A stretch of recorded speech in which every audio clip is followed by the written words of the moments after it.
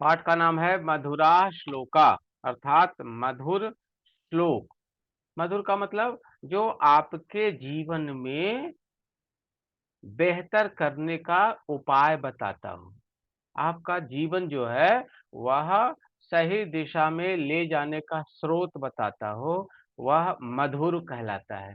मधुर का मतलब मीठा होता है, लेकिन यहाँ मीठा का अर्थ ये भी लगाना चाहिए जो आपके लिए हितकर हो। हितकर का मतलब लाभ पहुंचाने वाला। यहाँ देखिए श्लोक नंबर 1, पहला श्लोक में देखेंगे। सत्यम वदन्ति मधुरम च सदा वदन्ति ये अप्रियम किमपि नासत्यम वदन्ति ते सज्जनाः सहृदयाः च परोपकारिणः श्रेष्ठाः जनाः परहिताय सुखम त्यजन्ति। ये श्लोक में बता रहा है कि जो सदा सत्य बोलते हैं, सदा सत्यम वदति, जो हमेशा सत्य बोलते हैं, सत्यम वदंती, सत्य बोलने वाले, मधुर बोलने वाले, मधुरम च सदा। सदा का मतलब होता है हमेशा, सदा का अर्थ होता है हमेशा। जो हमेशा सत्य बोलते हैं, मधुर बोलते हैं, ते सज्जनाः, वे सज्जन सहृदय होते हैं। सहृदय का मतलब उनके पास दूसरे के प्रति, दूसरे के लिए उपकार करने की भावना उनके अंदर रहती है ना? उसको हम लोग सहृदय, यानी हृदय जिसके पास है। हृदय का मतलब जिसके पास दया है, जिसके पास मोह है, जिसके पास परोपकार करने की प्रवृत्ति है, वह सहृदय कहलाएगा। तो हम लोग देख रहे थे ते सज्जनाः, वे सज्जन होते हैं, सहृदय होते हैं, और परोपकारिणः, और परोपकारी होते हैं, अर्थात दूसरे का उपकार करना चाहते हैं, दूसरे के कल्याण करना चाहते हैं। श्रेष्ठा जनाः, अर्थात श्रेष्ठ लोग। श्रेष्ठ मतलब बेहतर, श्रेष्ठ लोग। परहिताय सुखम त्यजन्ति, परहिताय दूसरे के हित के लिए। पर मन होता है दूसरा, हित मन कल्याण, सुखम त्यजन्ति दूसरे के कल्याण के लिए अपना सुख त्याग देते हैं। सुखम त्यजन्ति, सुख का त्याग कर देते हैं। यहाँ देखेंगे इसका अन्वय लिखा हुआ है। ए सदा सत्यम वदन्ति। ए का मतलब हुआ यह, यौ, ए रूप चला हुआ है। ए माने जो, जो एक सर्वनाम है, यह एक सर्वनाम है, यह का मतलब होता है जो, और यह का बहुवचन में हो गया ए। ए सदा सत्यम वदन्ति, यानी जो हमेशा सच बोलते हैं, मधुरम च वदन्ति, और मधुर बोलते हैं। किमपि अप्रियम असत्यम न वदन्ति, कभी भी अप्रिय और असत्य नहीं बोलते। ते सज्जनाः, ते सज्जना, ते भी यहाँ पे सर्वनाम है, ये रूप चला हुआ है सह तौ ते। ते का मतलब हो गया वे सज्जन, सहृदयाः परोपकारिणः च, वे सज्जन सहृदय होते हैं, यानी उनके पास हृदय रहता है, हृदय का सही उपयोग करते हैं, और परोपकारी होते हैं। श्रेष्ठा जनाः, जो श्रेष्ठ लोग होते हैं, वे परहिताय सुखम त्यजन्ति, अपने सुख का त्याग दूसरे के कल्याण के लिए कर देते हैं। अब इसके नीचे देखना भावार्थ लिखा हुआ है। श्लोक के नीचे भावार्थ है लिखा हुआ। ये लिखा हुआ है ए जनाः। ए जनाः का मतलब हो गया वे लोग। ए जनाः, वे लोग सदा सत्यम मधुरम च वदन्ति, हमेशा सत्य और मधुर बोलते हैं। कदापि, कदापि का मतलब होता है कभी भी। कदा मन होता है कब, अपि मन भी, अर्थात कभी भी, कदापि किमपि अप्रियम, कभी भी, अप्रिय, अप्रिय का मतलब जो दूसरे को अच्छा न लगे उसको बोलते हैं अप्रिय। असत्यम च, और असत्य नहीं बोलते हैं। ते जना सज्जना भवन्ति। अब यहाँ पर बता रहा है कि सज्जन कौन होते हैं। सज्जन वे होते हैं जो हमेशा सत्य बोलते हैं, मीठा बोलते हैं, अप्रिय, असत्य नहीं बोलते हैं, वे सज्जन कहलाते हैं। कोई बच्चा बताएगा सज्जन कौन कहलाते हैं? जो इंसान हमेशा मीठा बोलते हैं उन्हें सज्जन कहते हैं। जो इंसान हमेशा मधुर बोलते हैं और किसी का बुरा नहीं सोचते। वाह, सब बच्चा ऐसे ध्यान से सुनना, वे सज्जन कहलाते हैं। अब उसके बारे में बता रहा है, ते सरल हृदया। सरल मतलब होता है आसान, सरल हृदया, हाँ? सरल हृदया परोपकारिण च भवन्ति। वे व्यक्ति, वे लोग, वे सज्जन भी होते हैं, सरल भी होते हैं, और परोपकारी भी कहलाते हैं। अच्छा, परोपकारी का मतलब क्या होता है, कोई बच्चा बताएगा? परोपकारी, परोपकारी का मतलब? सर, दूसरों को भला करने वाला। क्या बात है, लक्की बहुत बढ़िया उत्तर दिया। परोपकारी का मतलब होता है दूसरे की भला करने वाला, वह परोपकारी कहलाता है। तो यहाँ पर बोल रहा है परोपकारिणः च भवन्ति, परोपकारी कहलाते हैं। सदा अन्येषां जनानां परोपकाराय जीवन्ति। सदा, हमेशा, दूसरों के कल्याण के लिए जीते हैं। यानी अपना जीवन जो है वह सर्वस्व किसके लिए? दूसरे के कल्याण के लिए सौंप देते हैं, वे परोपकारी कहलाते हैं। श्रेष्ठा जनाः, उत्तमाः जनाः। श्रेष्ठ का मतलब उत्तम, बढ़िया। अन्येषां सुखाय स्वसुखम त्यजन्ति। अपने सुख का त्याग दूसरे के सुख के लिए कर देते हैं, त्याग कर देते हैं। परहिताय निजम सुखम त्यजन्ति। दूसरे के सुख के लिए, परहिताय, दूसरे के सुख के लिए, निज सुखम, अपना सुख का त्याग कर देते हैं, वही परोपकारी होते हैं, सज्जन होते हैं, श्रेष्ठ होते हैं, श्रेष्ठ लोग कहलाते हैं। ये पहले श्लोक का अर्थ हो गया, भाव हो गया। यहाँ पर यदि किसी को कुछ पूछना है तो पूछेगा। कुमार संगकारा, कुमार संगकारा कुछ पूछना है, ये दूसरे श्लोक को देखेंगे। दूसरा श्लोक क्या है, इसको हम लोग देखेंगे। देखो, दूसरा श्लोक बहुत ही उपयोगी है मानव जीवन के लिए, मनुष्यों के लिए, खास करके बच्चों के लिए तो और ही उपयोगी है। कहता है, उद्यमे नहीं सिद्ध्यंति कार्याणि न मनोरथैः, न ही सुप्तस्य सिंहस्य प्रविशन्ति मुखे मृगाः। यहाँ देखिए, कह रहा है कार्य जो है, आपका काम उद्यम करने से ही पूरा होता है। उद्यमेन, उद्यम से, परिश्रम से काम पूरा होता है, न कि सोच लेने से। कार्याणि न मनोरथई, मनोरथई कहते हैं मनोकामना कर लेने से। आप सोच लिए कि हम क्लास में प्रथम ले आएंगे, हमको लाना चाहिए, ये इतना सोच लेने से कोई प्रथम स्थान नहीं ले आएगा। आप सोच लीजिए कि हमको पदाधिकारी बनना है, इंजीनियर बनना है, डॉक्टर बनना है। सोचना तो बड़ी आसान है, हर कोई सोच सकता है कि हमको डॉक्टर बनना है। डॉक्टर कौन बनता है?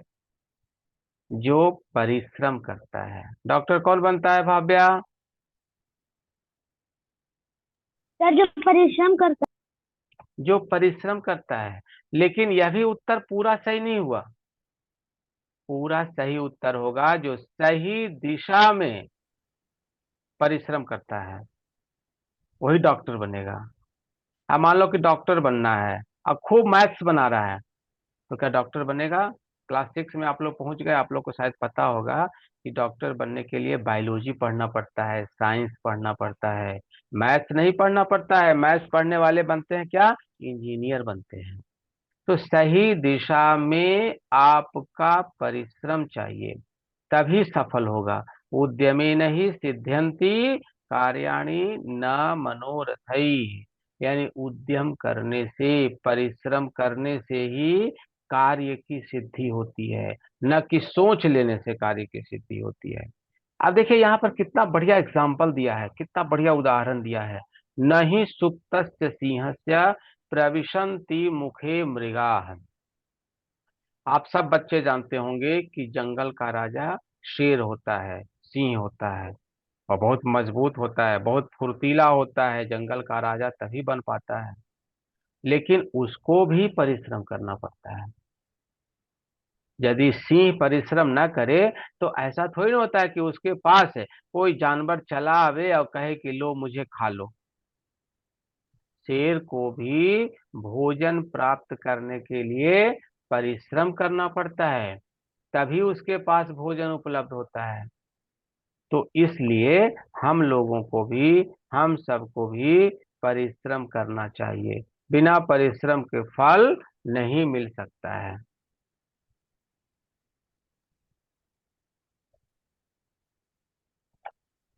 अब आगे देखेंगे, यहाँ पर अन्वय जो किया हुआ है, अन्वय कार्याणि उद्यमेन ही सिद्ध्यन्ति। कार्य जो है वह उद्यम से ही, परिश्रम से ही सिद्ध होता है।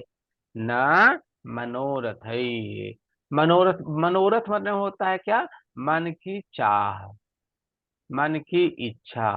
मन की इच्छा से कार्य पूरा नहीं होता है, कार्य संपन्न नहीं होता है। सुप्तस्य सिंहस्य मुखे मृगाः न प्रविशन्ति। सोया हुआ यदि शेर है, आराम कर रहा है, परिश्रम नहीं कर रहा है, तब उसके मुख में से सिंह, मुख, उसके मुख में मृग, मृग का मतलब हिरण भी होता है और मृग का मतलब जानवर भी होता है। तो जानवर उसके पास स्वयं से नहीं चले आवेंगे। शेर को भी परिश्रम करना पड़ता है, तभी काम पूरा होता है।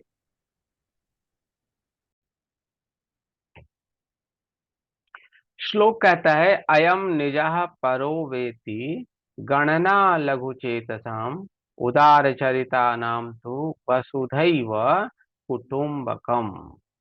यहाँ पर देखिए बताया गया है ना कि दो तरह के लोग होते हैं, एक विशाल हृदय वाले और एक छोटे हृदय वाले। इसके पहले हम लोग देख रहे थे सहृदय। सहृदय यानी जो परोपकारी होते हैं, जिसके अंदर दया होती है, जिसके अंदर किसी के कल्याण का भाव होता है। यहाँ पर बता रहा है कि अयम निजः। कुछ लोग क्या कहता है, यह मेरा है ना, मेरा तेरा का भाव उसके अंदर खूब भरा हुआ रहता है। यह मेरा है, यह दूसरे का है, यह मेरा नहीं है, यह तुम्हारा है। अयम निजः परम वा इति गणना लघु चेतसाम। यानी लघु मन होता है छोटा, जिसके पास छोटा हृदय होता है, अर्थात जो छोटे हृदय के होते हैं, जिनके पास हृदय बहुत छोटा होता है, वे क्या करते हैं, अयम निजा, यह मेरा है, यह दूसरे का है। मान लो दो कलम है, एक कलम के बारे में बता रहा है कि यह कलम मेरी है, यह कलम उसकी है। यानी इसका, इसकी, उसका, उसकी, मेरा, तेरा, ऐसा भाव जो है वह कौन करता है, जिसका हृदय लघु होता है, यानी जिसका हृदय छोटा होता है, जिसके विचार छोटे होते हैं, जिसकी सोच छोटी होती है ना। यहाँ पर बता रहा है, अभी तक बच्चा जुड़ रहा है, बाहर आ रहा है, जा रहा है। उदार चरिता नाम तो वसुधा एव कुटुंबकम भवती। यानी जो उदार हृदय के लोग होते हैं, उनके लिए यह पृथ्वी जो है, वसुधा का मतलब पृथ्वी। लक्की राज बोलो जी, क्या बोलना है? लक्की राज कुछ पूछना है? No sir. हाँ तो फिर म्यूट रहना। ये बता रहा है कि यह गणना कौन करता है, छोटे हृदय के लोग करते हैं। जिनके पास हृदय बड़ा होता है वह ऐसी गणना नहीं करते। कैसी गणना करते हैं? उदार चरिता नाम, जिनका हृदय बड़ा होता है उनकी दृष्टि में ये संसार, पूरी पृथ्वी, वसुधा का मतलब हो गया पृथ्वी, यह पृथ्वी पूरा जो है वह कुटुंब की तरह है। कुटुंब का मतलब परिवार, है ना। यानी कहना ये चाह रहा है कि संसार में जितने भी लोग हैं वे सभी हमारे अपने हैं। किसी के पास कोई दुख ना पहुंचे, किसी के पास कोई संकट ना हो, सबका कल्याण होता रहे, ऐसा भाव हम लोगों के अंदर आना चाहिए। यदि ऐसा भाव आपके अंदर है तब आप उदार हृदय के हो। यदि भावना ऐसी नहीं है तो आप लघु हृदय के हो। आप दूसरे तौर से समझो। मान लिया दूसरे का सुख देख करके आपके अंदर भी सुख मिलता है, आनंद मिलता है, आपको अच्छा लगता है। नहीं, दूसरे के दुख को देख करके आपका मन भी दुखी हो जाता है, आपके अंदर भी क्लेश आ जाता है। तब आप समझो कि आप उदार हृदय के हो। और इसके विपरीत, इसका उल्टा देखो। मान लो कोई दुखी आदमी है, आपको प्रसन्नता हो रही है। कोई बहुत प्रसन्न आदमी है, आपको दुख पहुंच रहा है। यानी उसकी खुशी को देख करके आपको कष्ट हो रहा है, और उसके कष्ट को देख करके आप यदि प्रसन्न हो रहे हो, आप खुश हो रहे हो, तो आप समझ लेना कि आपका हृदय छोटा है, आपका हृदय बड़ा नहीं है। बड़ा उसी का है जो दूसरे के सुख से सुखी महसूस करता हो, दूसरे के दुख से दुखी महसूस करता हो, वह उदार हृदय का है। और दूसरी तरफ से आप सोचिएगा तो जो लोक कल्याण के लिए काम करता हो, लोक कल्याण का मतलब सबका कल्याण हो, सबकी बढ़ोतरी हो, सबके घर में विद्या आवे, सबके घर में धन आवे, सबके घर में आ, सुख चैन जिंदगी जीने का तरीका आवे। आप समझो आप उदार हृदय के हो, आपका हृदय बड़ा है, ऐसा आपको समझना चाहिए। श्लोक के भावार्थ को हम लोग देखते हैं। यहाँ पर कह रहा है अयम जना मदीय हस्ति। अयम जनः, यह आदमी मदीय हस्ति, मेरा है, अथवा पर की हस्ति, अथवा दूसरे का है। ये जनाः एवं चिंतयन्ति, जो लोग इस तरह के सोचते हैं, हृदयम लघु भवति, उनका हृदय लघु होता है, छोटा होता है। येषाम हृदयम विशालम भवति, जिनका हृदय विशाल होता है, तेभ्यः संपूर्णा पृथ्वी परिवारः इव भवति, उनके लिए संपूर्ण पृथ्वी जो है वह परिवार की तरह है, अपना अपना की तरह है पूरी पृथ्वी। ये तीसरा श्लोक पूरा हो गया। सभी जंतु जो है वे मधुर वचन सुनना चाहते हैं, मीठा वचन सुनना चाहते हैं। आप घर में देखो, जानवर कोई पाला हुआ है, यदि कुत्ता घर में पाला हुआ है, तो यदि प्यार से उसको बुलाओगे तो आपके पास दौड़ करके चला आवेगा, और यदि उसको आप डांट करके कहिएगा तो आपके पास नहीं आएगा। यानी जानवर भी प्रेम की भाषा समझता है। आप उसको स्नेह से बुलाइएगा तभी आप ही के पास आएगा। आप यदि डांटिएगा, फटकारिएगा तो आपके पास नहीं आएगा, क्योंकि उसके पास भी ये नॉलेज है, ज्ञान है कि कौन मुझे स्नेह से प्रेम से बुला रहा है और कौन मुझे स्नेह से नहीं बुला रहा है। तो यहाँ बोल रहा है प्रिय वाक्य प्रदानेन सर्वे तुष्यंत यंतवः, यानी सभी जानवर प्रेम से यदि आप बुलाते हो तो संतुष्ट हो जाते हैं, खुश हो जाते हैं, प्रसन्न हो जाते हैं। अब यहाँ पर इसी कारण से यहाँ पर कवि कहना चाहता है कि जब जानवर भी संतुष्ट हो जाते हैं तो मानव तो जरूर संतुष्ट होते हैं। हर मनुष्य को अच्छा वचन सुनने की चाह रहती है, इच्छा रहती है, तो कोई हमें प्यार से बुलाए, स्नेह से बुलाए। तो यहाँ पर बोल रहा है तस्मात् तदेव वक्तव्यम।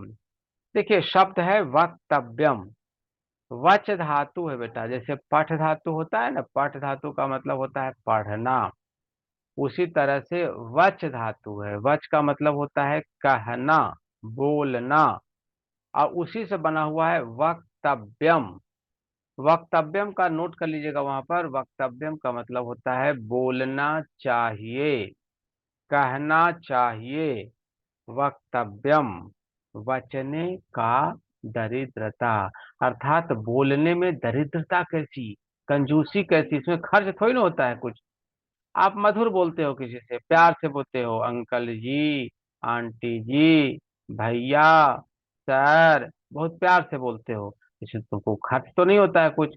और कहीं भी कोई सामान खरीदने गए, किसी से आप बात कर रहे हो, आप प्यार से नहीं बोलते हो, मधुर नहीं बोलते हो, मीठा नहीं बोलते हो, कर्कश आवाज में आप बात करते हो, सब कोई आपको लाइक नहीं करता है, अच्छा नहीं बोलता है। तो आपको ये सोचना चाहिए कि यदि जानवर भी प्रिय वचन सुनने के आदी रहते हैं, वे भी मधुर वचन सुनना चाहते हैं, तो क्यों नहीं हम सबको मधुर वचन बोलना चाहिए, अर्थात हमको मीठा बोलना चाहिए। वचने का दरिद्रता, अर्थात मधुर बोलने में कैसी दरिद्रता, क्या संकट है, क्यों ना हम लोग को मधुर बोलना चाहिए, क्यों ना हम लोग को मीठा बोलना चाहिए, ताकि सारे जंतु, सारे जीव, मनुष्य जाति, सब लोग हमारी बात सुन करके प्रसन्न रहे, खुश रहे, किसी को तकलीफ ना पहुंचे, ऐसा वचन हम लोगों को बोलना चाहिए। ये श्लोक का भावार्थ हुआ। यहाँ पर यदि किसी को कुछ पूछना है तो पूछेगा, फिर मैं आपसे बात करूंगा।